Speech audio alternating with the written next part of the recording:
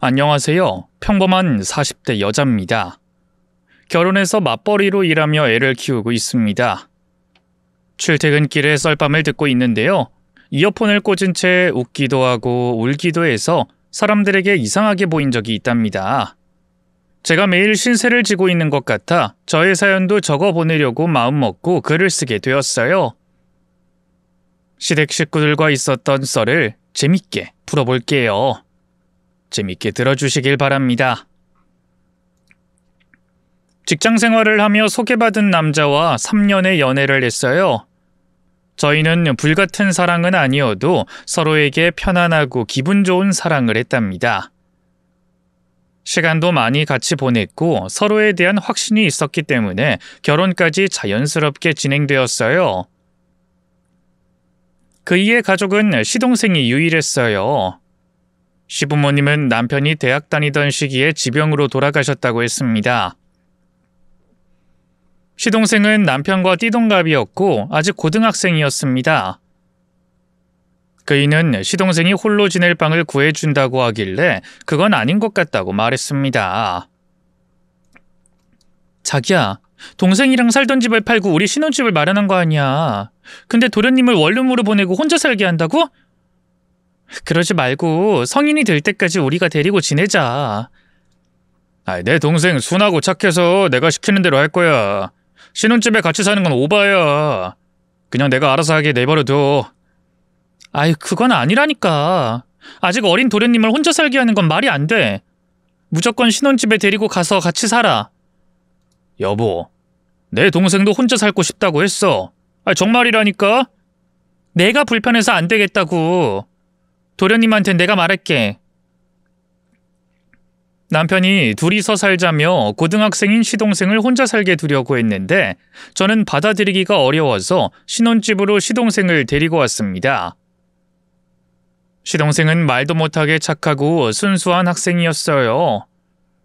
공부도 잘하고 운동도 잘하는 엘리트 학생이었답니다. 도련님, 방 어때요? 마음에 들어요?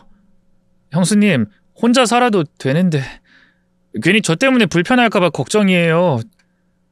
방은 너무 훌륭합니다.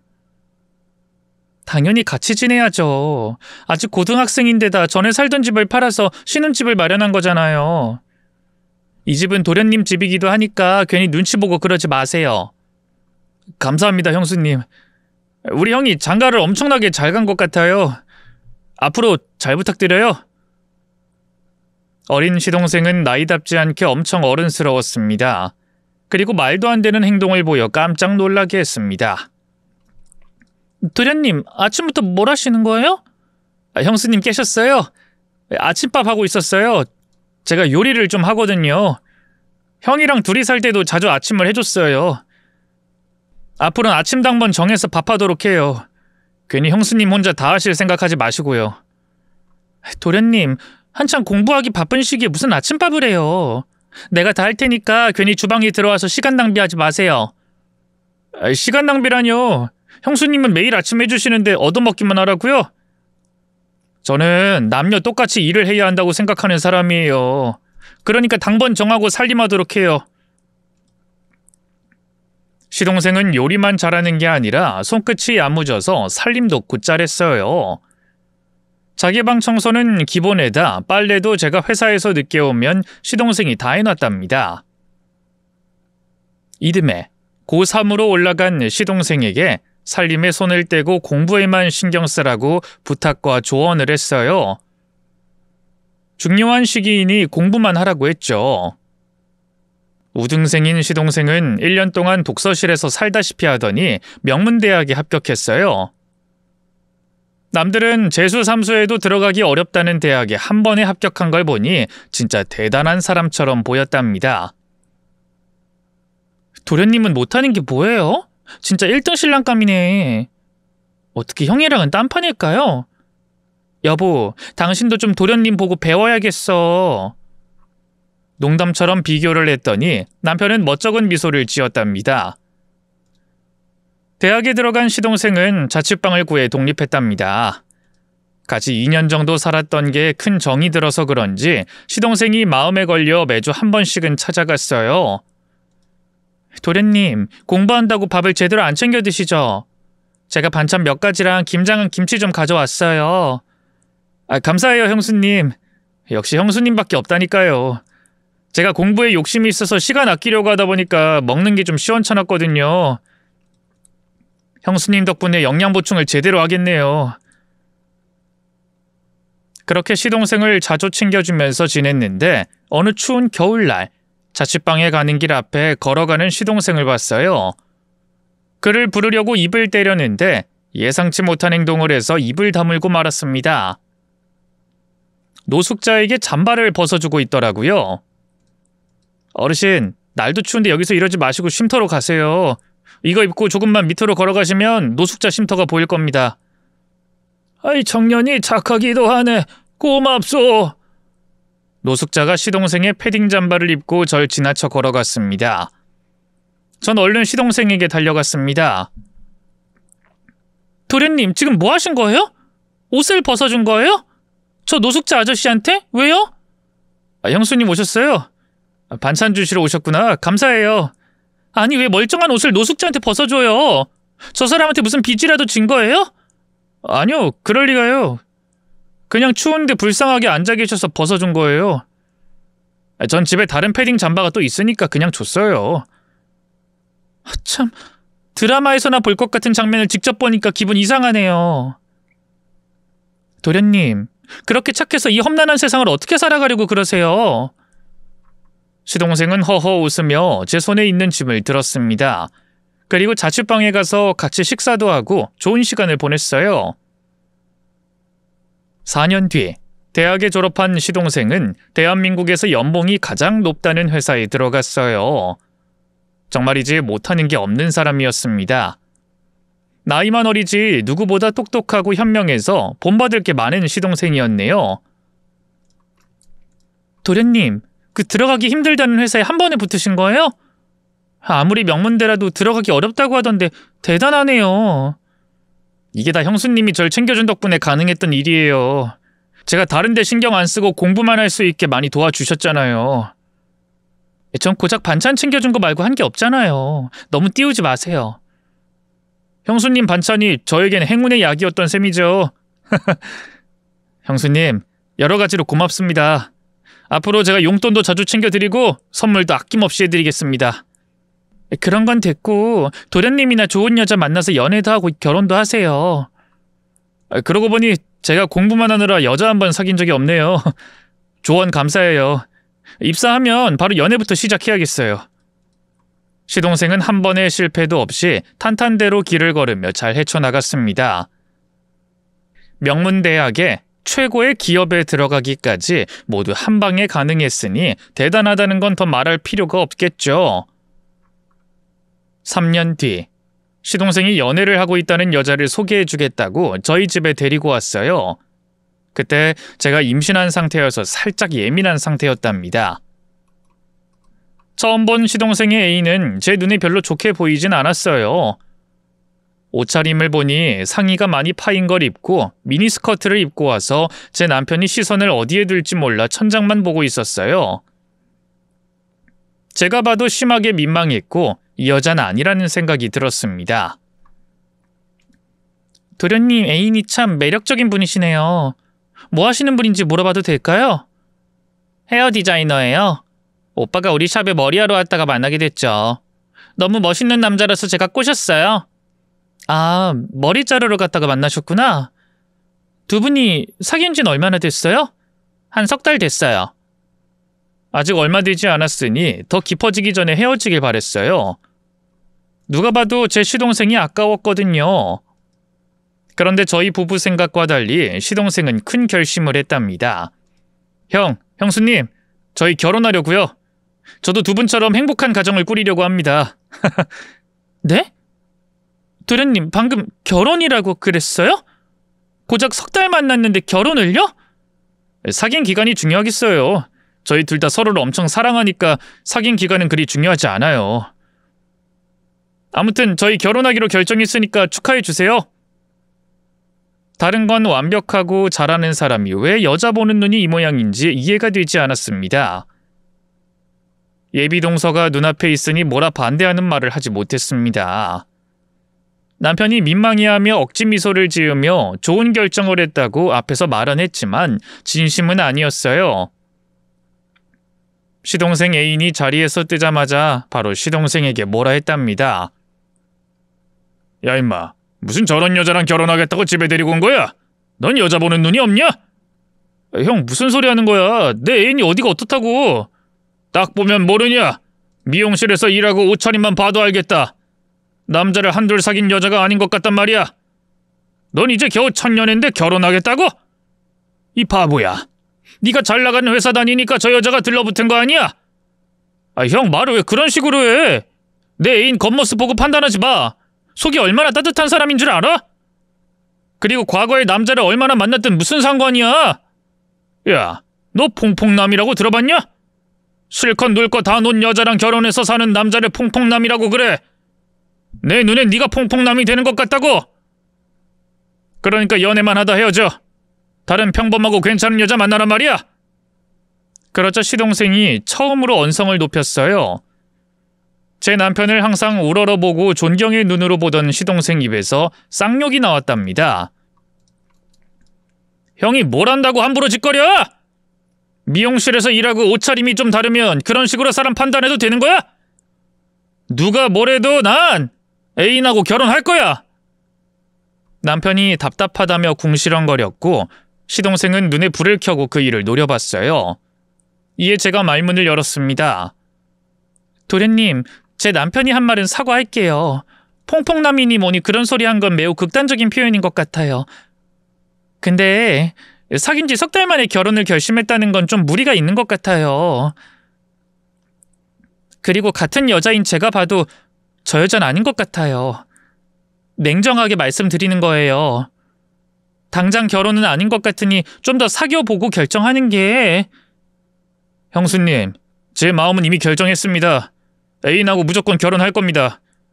제가 두 사람한테 도와달라는 소리 안 할 테니까 최소한 응원이라도 좀 해주시죠? 도련님, 지금 눈에 콩깍지 씌어서 앞뒤 분간 못하는 것 같아요.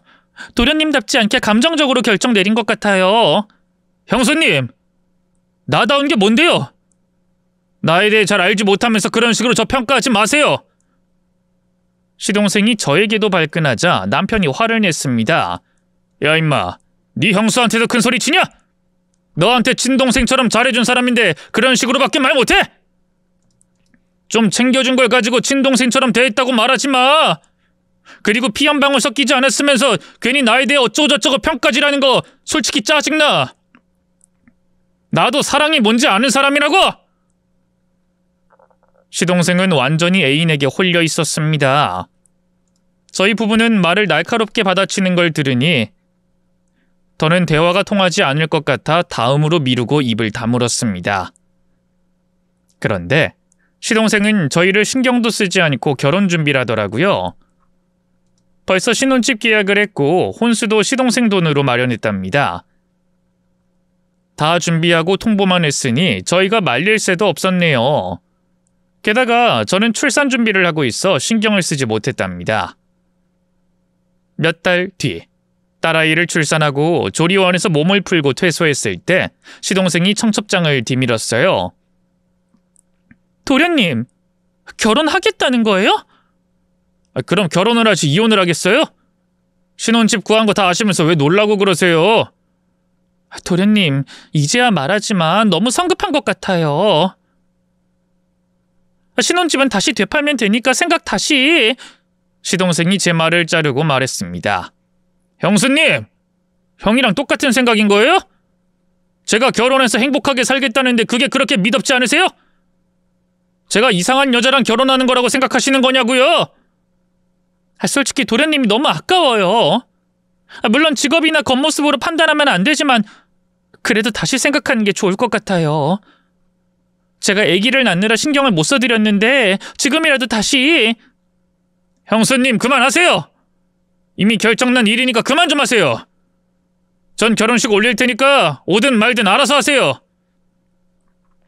더 말리고 싶었지만 불가능하겠더라고요.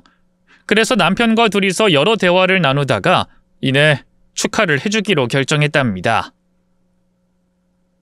시동생이 선택한 사람이니 존중해주자고 했고 한 식구로 맞이하기로 했습니다. 결혼식은 호텔에서 화려하게 올렸어요.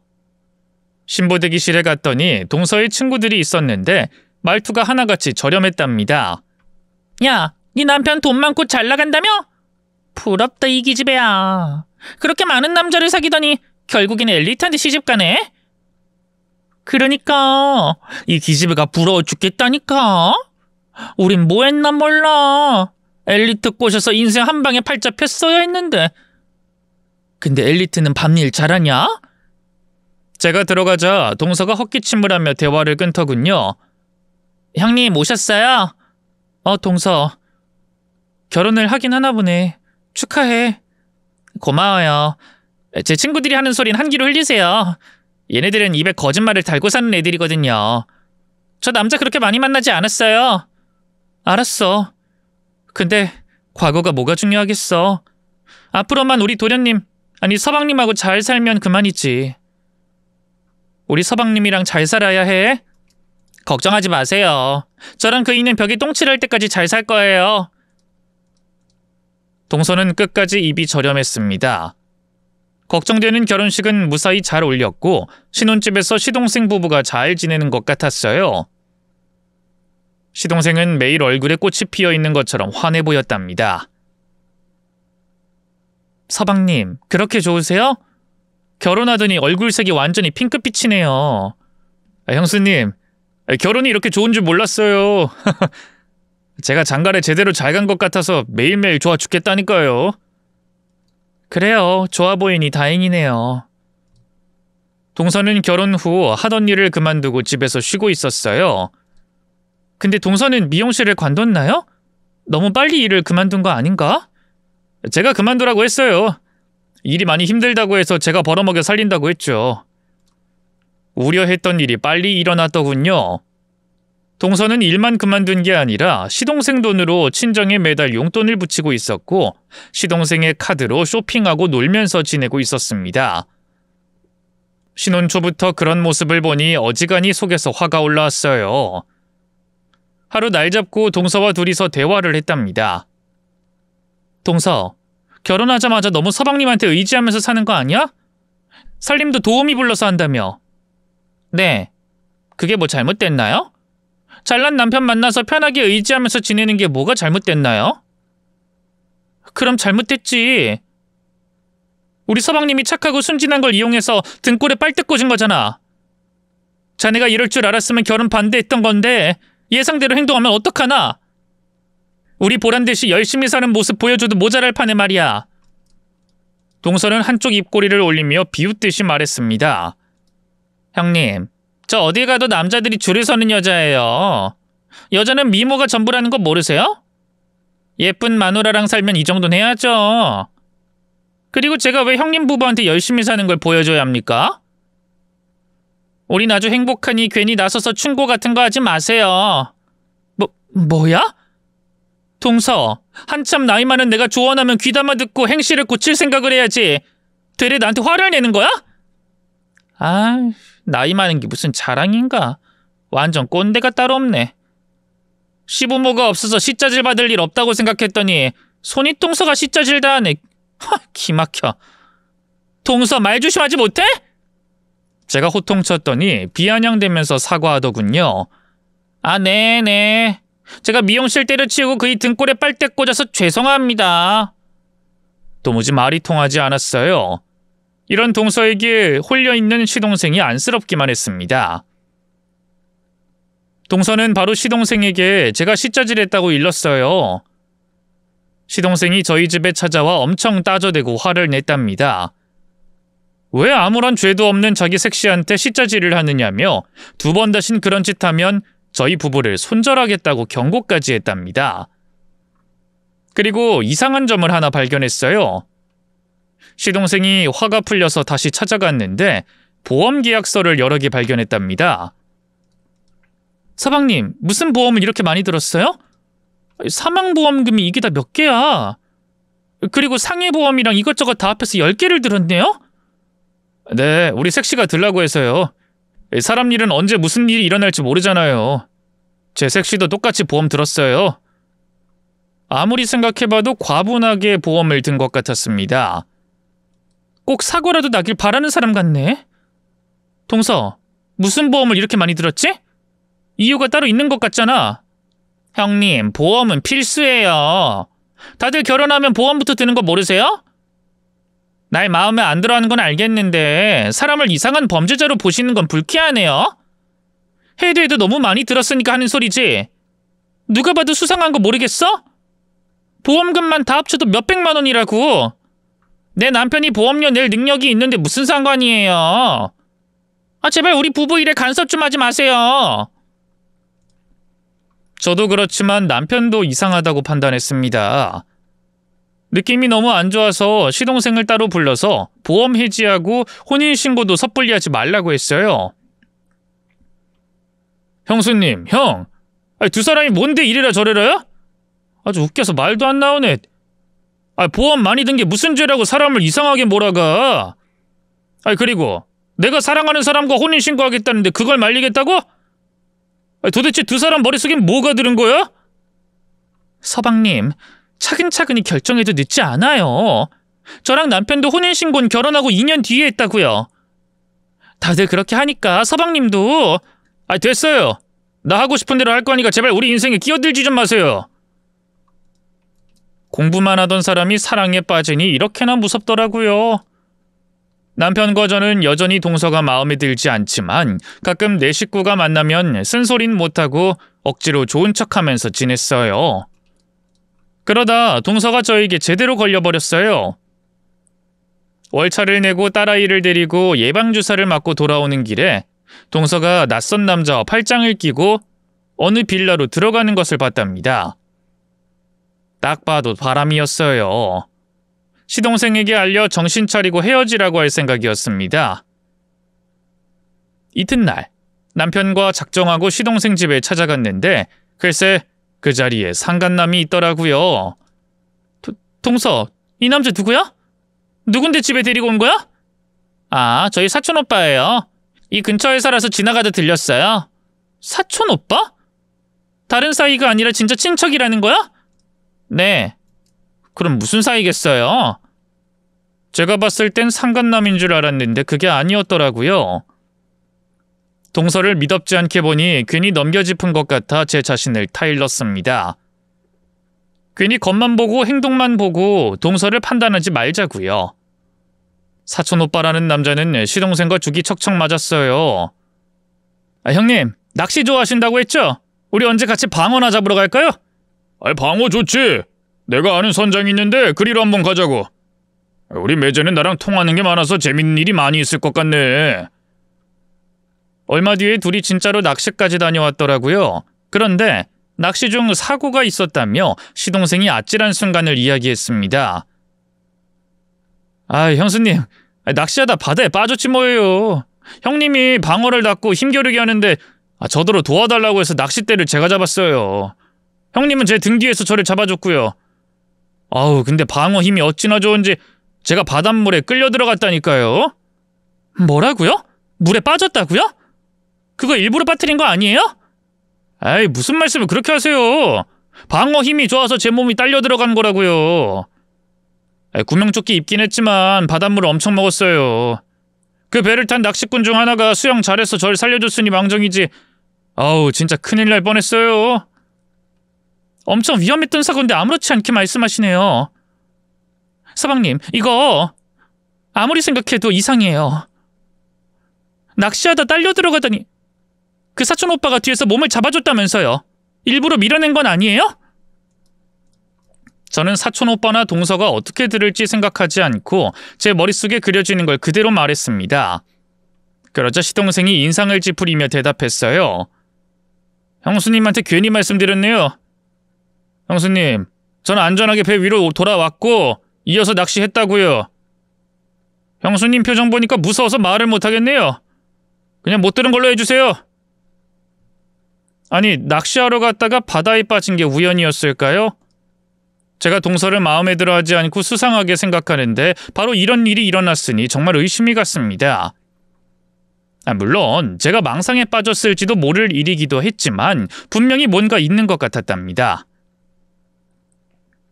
2달 정도 연락이 잘 되지 않아서 시동생 부부의 얼굴을 보지 못했어요. 제가 낚시하러 갔다가 사고가 난 게 고의라고 판단하니 무섭다고 피했던 거죠. 그런데 2달 만에 연락이 된 건 다름 아닌 시동생의 사고 때문이었습니다. 목에 떡이 걸려서 응급실에 실려가 겨우 떡을 꺼냈다고 하더라고요. 서방님, 이게 무슨 일이에요? 목에 쑥떡이 걸렸다고요? 정말 죽다 살아났습니다. 형님이 떡을 사오셔서 집사람이랑 셋이 먹고 있는데 제가 제대로 씹지 않고 넘기는 바람에 숨이 막혀서 일이 나는 줄 알았다니까요. 서방님 연락받고 얼마나 놀란 줄 아세요? 떡이 목에 걸려서 어떻게 되면 어쩌려고 그랬어요? 혹시 일부러 막 먹이고 그런 거 아니에요? 에헤, 우리 형수님 또 시작이네. 자꾸 그러실 겁니까? 떡이 맛있어서 여러 개 입에 물고 넘기는 바람에 난 사고라고요. 시동생의 말을 들었지만 의심이 가진 않았어요. 처음부터 동서가 마음에 들지도 않았고 연신 사고가 나는 걸 우연이란 생각이 들지 않았습니다. 그래서 병실에 누워있는 시동생을 두고 휴게실에서 동서와 사촌오빠라는 사람에게 따졌습니다. 지난번엔 낚시하러 갔다가 물에 빠졌다더니 이번엔 떡 먹다가 목에 걸렸다고요? 이게 다 우연인가요? 사촌오빠 되시는 분 무슨 할 말 없으세요? 네? 그럼 제가 매지한테 고의로 그랬다는 겁니까? 이봐요, 그거 다 사고예요. 매지가 실수를 해서 사고 난 걸 가지고 왜 나한테 범죄자 취급을 하시는 거예요? 우연인지 고의인지 난 잘 모르겠어요. 2 사람이 짜고 서방님을 해치려고 하는 게 아닌가 하는 생각이 든다고요. 제가 흥분해서 제대로 짚었더니 동서도 발끈했습니다. 형님, 정말 돌았어요? 제정신 맞아요? 결혼해서 잘 사는 우리 부부한테 무슨 억하심정이라도 있는 거예요? 왜요? 아주버님은 제 남편만큼 좋은 회사 못 들어가서 배가 아픈 겁니까? 이러시는 거 정말 기분 더러워요. 자꾸 사고가 나니까 그렇지. 사촌오빠라는 분이랑 그만 어울렸으면 좋겠어. 아니, 사촌오빠가 확실히 맞긴 한 거야? 둘이 호적 등본이라도 떼어서 보여줘봐. 진짜 무서운 사람이네요. 우리 사촌오빠가 오빠가 아니면 뭐라고 생각하시는 거예요? 뭐 눈엔 뭐만 보인다더니. 형님 정말 실망이에요. 저는 진심으로 2 사람이 친척 관계인지 알고 싶었는데 증명하지 않았습니다. 그리고 제가 하는 말을 모두 다 시동생에게 말해서 저를 더욱더 이상한 사람으로 만들었습니다. 안정제 링거를 다 맞고 나온 시동생이 절 한심하게 쳐다보면서 말하더라고요. 형수님, 정말 상상이 풍부하시네요. 우리 형님이랑 집사람이 사촌지간이 맞는지 증거를 대라고 했다면서요? 보면 볼수록 형수님한테 정이 떨어집니다. 아무래도 이제 연을 끊어야 할까봐요. 서방님, 연을 끊다니요. 전 걱정돼서 하는 말이었는데요. 충분히 의심을 할 만도 했고요. 그게 걱정입니까? 의심이지? 우리 형님이 얼마나 좋은 분인데 그런 말을... 아무튼 됐습니다. 우리 일에 참견하지 마시고 형이랑 애나 잘 키우면서 사세요. 우리한테 연락하지 마시고요. 서방님, 나 서방님 가족이에요. 우리 인연이 10년이 넘었다고요. 뭐 얼마나 잘해줬다고 큰 소리 치는 겁니까? 그리고 망상증이 심한 형수님이랑은 더는 말하고 싶지 않아요. 우리 그만 봅시다. 형이랑 형수랑 거리 두고 지낼 테니까 연락하지 마세요. 그렇게 딱 잘라 말하더니 제가 뭐라 해명을 해도 들어주지 않더라고요. 제 남편은 제 생각과 비슷해서 시동생에게 따끔하게 경고를 하려고 했는데 역시나 연을 끊겠다고 말했습니다. 제가 미쳐가거나 동서가 수상한 것 중 하나인데 저는 후자로 생각했습니다. 시동생 부부가 저희 부부 연락을 받지 않아서 답답했는데 또 시동생이 병원에 실려갔다고 연락이 왔습니다. 아파트 주차장에서 차를 타려던 시동생 어깨에 벽돌이 떨어졌답니다. 사고 연락을 받고 바로 의심부터 했습니다. 서방님, 어깨뼈가 부러졌다면서요? 누가 벽돌을 던진 거래요? 그건 저도 모릅니다. 옥상에서 저절로 떨어진 건지 던진 건지 모르겠는데 CCTV가 없는 구역이니 알아낼 방법이 없답니다. 이거 혹시 동서랑 사촌 오빠라는 사람이 그런 거 아니에요? 시동생 다친 걸 보니 저도 이성을 잃고 의심하는 말부터 꺼냈습니다. 그러자 시동생이 저를 정신 이상자로 보더군요. 형수님 진짜 미쳤어요? 정신이 어떻게 된 거예요? 도대체 언제까지 그러실 거예요?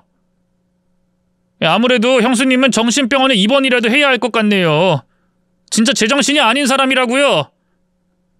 서방님, 결혼하고 나서 벌써 3번째 사고예요. 이게 이상하지 않다고 느끼는 서방님이 더 문제입니다. 형수님, 제가 주차장에 있던 시간에 아내와 사촌형님은 저희 아파트에 있지도 않았어요. 외출 중이었다고요. 그럼 엘리베이터 CCTV 확인해 봤어요? 네, 아무도 지키지 않았어요. 의심할 만한 사람 없는 건 물론이고 옥상에서 바람에 날려 벽돌이 떨어진 걸로 생각하고 있다고요. 서방님처럼 똑똑한 사람이 그런 생각을 해요? 벽돌이 바람에 날려 떨어지는 게 말이 돼요? 그날 바람이 많이 불었으니 가능할 수도 있습니다. 형수님, 단순한 사고니까 괜히 일 키울 생각하지 마세요. 저는 심증은 있었지만 물증이 없어서 더는 동서와 사촌 오빠에 대해 말하지 않았습니다. 천만다행으로 벽돌을 머리에 맞지 않았으니 몸조리 잘하라고 시동생에게 일러줬죠. 4주 입원한 시동생은 퇴원하고 곧장 회사로 돌아갔습니다. 한편 동서는 사치를 있는 대로 다 부리고 다녔어요. 명품백과 옷은 기본에다 외제차까지 끌고 다니더라고요. 모두 시동생의 돈으로 호의호식하는 거였죠. 동서, 해도 해도 너무하는 거 아니야? 서방님은 얼마 전에 큰 사고를 당했어. 근데 자네는 외제차까지 산 거야? 그이가 보험금 나왔다고 해서 사준 거예요. 형님, 제가 사달라고 한 게 아니라 그이가 뚜벅이로 지내는 제가 안쓰럽다고 사준 거란 말이에요. 그럼 자네가 거절을 했어야지. 우리 서방님이 재벌도 아닌데 돈을 흥청망청 쓰는 걸 볼 때마다 아주 그냥 속이 뒤집어진다고. 또 그러시네. 형님, 저희 부부는 이렇게 살 거예요. 우리가 사는 방식으로 살 거니까 괜히 트집 잡고 그러지 좀 마세요. 제 남편이 잘 벌어서 마누라한테 쓰겠다는데 왜 참견이냐고요. 아까 보니까 자네 사촌 오빠도 명품 시계 찾더라? 못 보던 건데 그것도 서방님이 해준 거야? 뭐래 진짜. 나가세요. 우리가 무슨 남편 잡아먹는 괴물로 보이시는 거예요? 기분 더러우니까 당장 나가세요. 동서는 진짜 불쾌한 표정을 지으며 저를 내쳤고 시동생에게 일러서 저와 남편과 연을 끊겠다고 똑같은 말을 하더군요. 자기한테 무슨 일이 생겨도 찾아오지 말라고 했답니다. 제 남편은 머리를 긁적이며 저에게 실수하고 있는 게 아니냐고 물었습니다. 여보, 당신이 괜한 의심한 거 아니야?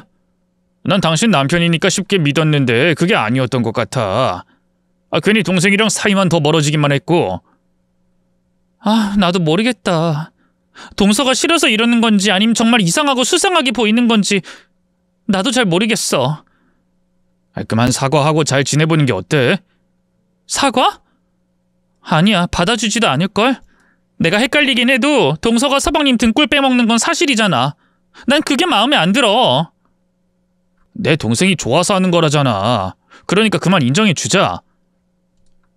남편과 몇 차례 대화를 나누고 생각을 해봤어요. 제가 심증만 가지고 이러는 것이니 사과하는 것이 맞다고 판단이 들더라고요. 그래서 남편 뒤를 따라 시동생 집에 찾아갔는데 문전박대하더군요. 저희 부부를 만나지 않겠다고 시동생이 단단히 일러주며 찾아오지 말라고 했답니다. 서방님 미안해요. 동서 내가 미안해. 문 열고 대화로 풀자. 형수님 싫습니다. 형수님 얼굴 보면 제 아내가 기겁을 할 것 같다니까 돌아가세요. 다신 우리 집에 찾아오지 마시고요. 그날 생각을 많이 했어요. 진짜 저에게 문제가 있는 것 같아 침착하게 사고하고 판단해야겠다고 생각했답니다. 그렇게 생각에 잠겨봤더니 동서 입장에서 생각해보면 문전박대를 당해도 쌀 것 같기도 했습니다.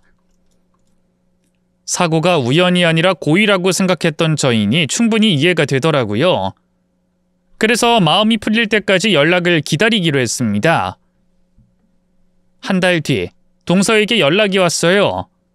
시동생이 빙판길에 넘어져서 다쳤다며 병원에 실려왔다고 했죠. 남편과 하던 일을 멈추고 병원에 가봤더니 시동생은 의식이 없는 상태였습니다. 뇌진탕으로 머리가 심하게 부은 상태라 수술도 바로 할 수 없다고 했죠. 중환자실에 누워있는 시동생이 보여 중얼거리듯 불렀어요. 서방님, 눈 좀 떠보세요, 서방님! 형님, 소용없어요. 저 사람 지금 위기래요. 의사 말론 죽을지도 모른다고 했어요. 뭐? 그렇게 심각하단 말이야? 동서, 자넨 어디서 뭘 하고 있었어? 저요? 전 백화점에 있었어요. 저희가 혼자 집에 가는 빙판길에서 넘어져서 저렇게 된 거라고요. 설마 또 저를 의심하는 건 아니겠죠? 마음은 의심을 했지만 대답은 가려서 했습니다. 의심이 아니라 그냥 어떻게 된 일인지 궁금해서. 서방님 혼자 걷다 넘어진 거야? 네, 그렇다고요. 경찰도 사고 조사한다고 CCTV 돌려봤는데 혼자 걸어가다 넘어진 거래요. 아, 그렇구나. 서방님이 무사히 일어나야 할 텐데.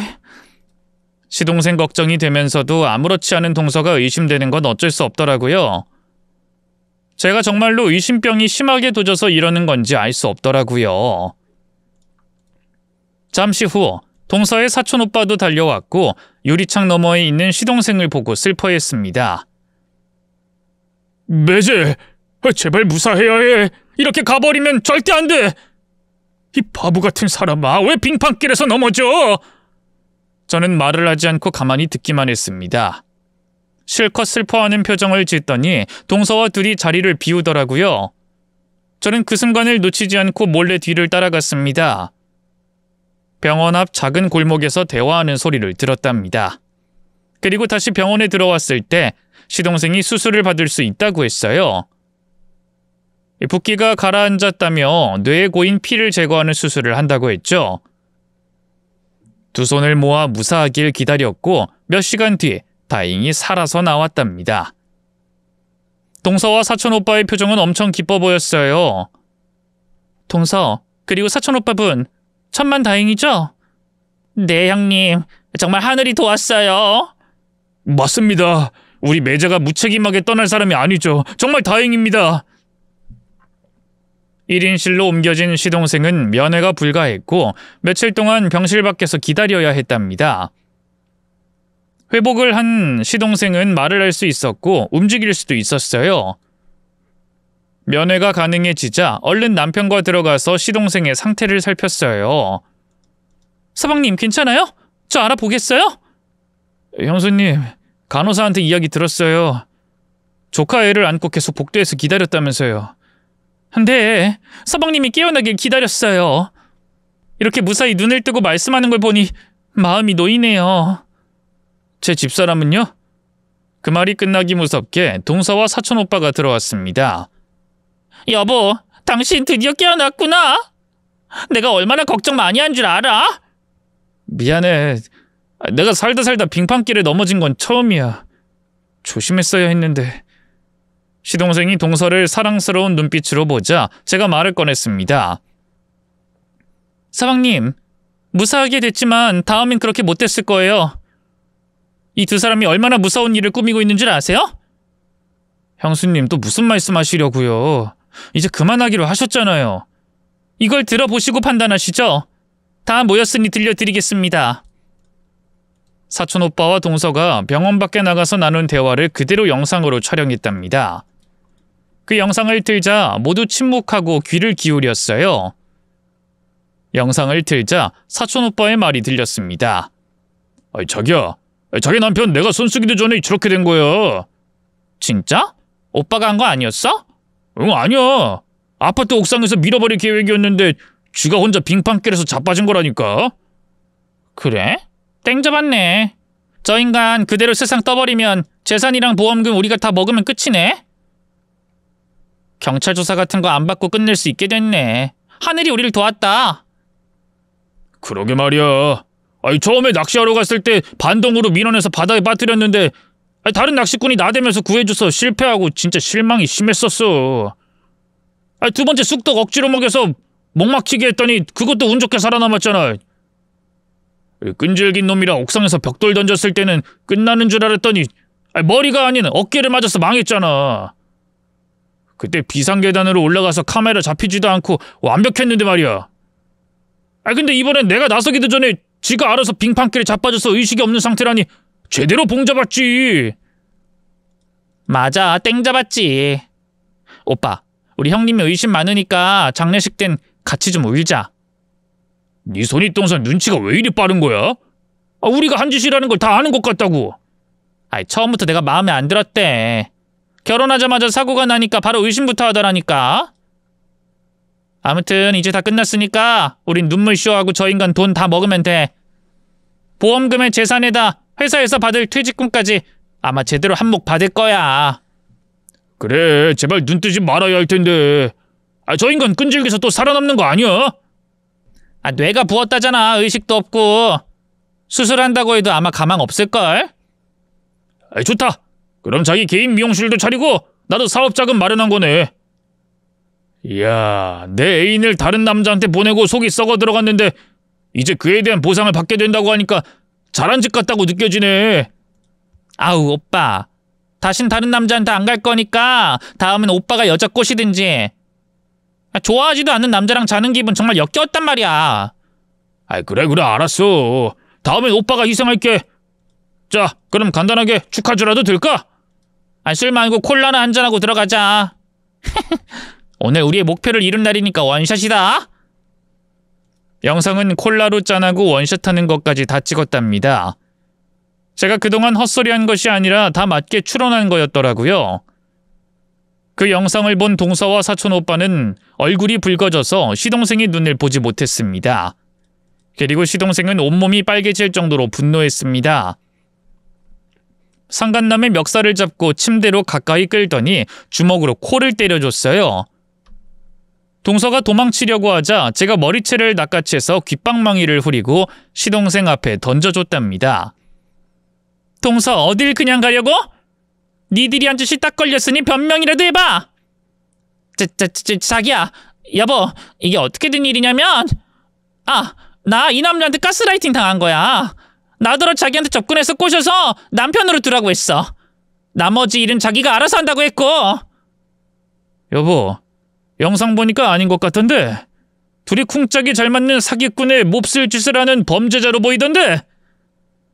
내가 형수님 말을 조금이라도 들었어야 했는데 괜히 콩깍지가 씌어서 어리석은 판단을 했어. 지금 생각해보니 나에게 사고가 생긴 게 모두 이상했어. 여보야, 난 저 남자한테 가스라이팅을. 닥쳐! 가스라이팅은 네가 아니라 내가 당한 거라고. 내가 너한테 홀려버려서 날 해치려고 하는 것도 모르고 바보처럼 해달라는 거 다 해줬단 말이야. 벽돌 맞고 다쳐서 나온 보험금으로 외제차까지 뽑아줬는데 내가 미쳐도 제대로 미쳤지. 너 오늘 인생 종치는 날인 줄 알아? 여보, 제발 그만해. 날 믿어줘. 나도 저놈한테 당한 거라고. 동서는 상간남인 사촌 오빠가 시키는 대로 했다며 빠져나가려고 했지만 절대로 통하지 않았습니다. 두 사람은 빠져나가지 못하고 병실에서 한참 동안 두들겨 맞았답니다. 그 사이 경찰에 신고해서 두 사람을 참고인으로 조사받게 했어요. 제가 제출한 영상을 보고 나서 용의자로 확신하고 구속 송치를 했답니다. 형수님, 정말 죄송합니다. 입이 10개라도 할 말이 없습니다. 모두 맞는 말씀만 하셨는데 제가... 괜찮아요. 서방님이 사기꾼 동서한테 홀려서 그런 거잖아요. 잘못된 사랑이지만 제대로 빠져버렸으니 제가 하는 말이 귀에 안 들렸을 거예요. 제가 변명을 하자면 여자를 처음 만나보는 거라... 그래요. 그러니까 서방님을 목표로 삼은 거죠. 서방님도 뉴스 봤죠? 가스라이팅에서 남자 하나 죽음까지 내몬 거. 네, 봤죠. 근데 그런 일을 제가 당할 거라고는 상상도 못했습니다. 형수님 아니었으면 저는 또 다른 사고를 당하고 어떻게 됐을지도 모릅니다. 정말 감사해요. 시동생은 완벽한 증거로 두 사람을 감옥으로 보낸 저에게 진심으로 감사하며 평생의 은인으로 생각하겠다고 했습니다. 한 달하고 보름 뒤에 동서와 상간남의 재판이 있었어요. 모든 혐의의 유죄가 내려져 오랜 시간을 감옥에서 보내게 되었답니다. 동서는 판사 앞에서 큰 한숨을 내쉬더니 뒤를 돌아 제 얼굴을 보더군요. 마치 저만 아니었으면 성공하고 잘 살고 있을 텐데 라고 말하는 것 같았답니다. 여하튼 그 몰상식한 두 사람은 교도소로 이감되어 차가운 바닥에서 수의를 입고 먹고 자야 했네요. 그리곤 시동생과 저에게 큰 변화가 있었는데 호칭부터가 달라졌습니다. 누나, 저 진급했어요. 다 누나 덕이에요. 동생아, 너 진급한 게 어떻게 내 덕이니? 아무튼 축하한다. 누나, 조카 선물이랑 누나 선물 좀 사왔어요. 한번 풀어보세요. 내가 쓸데없는데 돈 쓰지 말랬지? 오늘은 봐주겠는데 다음부턴 이러지 마. 너 여자라면 이 누나도 믿으면 안 돼. 알겠어요. 알았으니까 선물이나 뜯어보세요. 시동생은 누나 하면서 불렀고 저도 동생이라고 부르면서 더 가깝게 지냈습니다. 이후 여자를 몇 번 사귄 시동생은 애인을 항상 저에게 보여줬어요. 제가 보는 눈을 믿으니 판단해달라고 데리고 왔답니다. 그래서 제가 걸러주고 걸러줘서 4번째 만난 여자와 오랜 시간 연애를 하게 되었답니다. 누나, 이번에 만난 애는 진짜 괜찮은 애 같아요. 요즘 애들 같지 않게 때도 묻지 않고 착하더라. 착한 척하는 게 아니라 진짜 착한 것 같으니까 잘해봐. 그러려고요. 누나 덕분에 제대로 된 임자 만난 것 같아요. 고마워요. 별소리를 다 하네. 아무튼 우리 동생이 이렇게 누나 말에 귀를 기울여주니 고맙다. 시동생은 그 여자와 결혼까지 골인했습니다. 저에게 고맙다고 큰 선물을 하겠다고 해서 그 돈 아껴서 나중에 자식 낳으면 쓰라고 했죠. 시동생 부부는 신혼집을 저희와 같은 아파트로 마련해서 거의 매일 만나고 있답니다. 누나, 오늘 우리 집에서 밥 먹어요. 또? 어떻게 맨날 얻어만 먹니? 오늘은 너희 부부가 건너와. 내 딸이 기름진 파스타 먹고 싶다고 해서 그걸로 준비할게. 그럼 우리 조카가 먹고 싶은 걸 먹으러 가야겠네요. 누나, 뭐 필요한 거 없어요? 필요한 거 없으니까 몸만 다녀가라. 새 동서는 마음씨 착하고 손끝도 야무져서 살림도 잘하고 시동생의 월급 통장을 잘 관리했어요. 제가 말하지도 않는데 얼마만큼 모았다고 보여주기까지 한답니다. 남편과 결혼해서 어린 시동생과 같이 2년을 살고 이후에도 많은 정이 들어서 오지랖을 부렸던 저의 사연은 여기서 마무리를 해야겠네요. 시동생에게 더 큰 일이 일어나지 않아 다행스러울 뿐이에요. 앞으로 건강하게 오래오래 왕래하면서 잘 지내보렵니다. 들어주셔서 감사합니다. 모두 안녕히 계세요.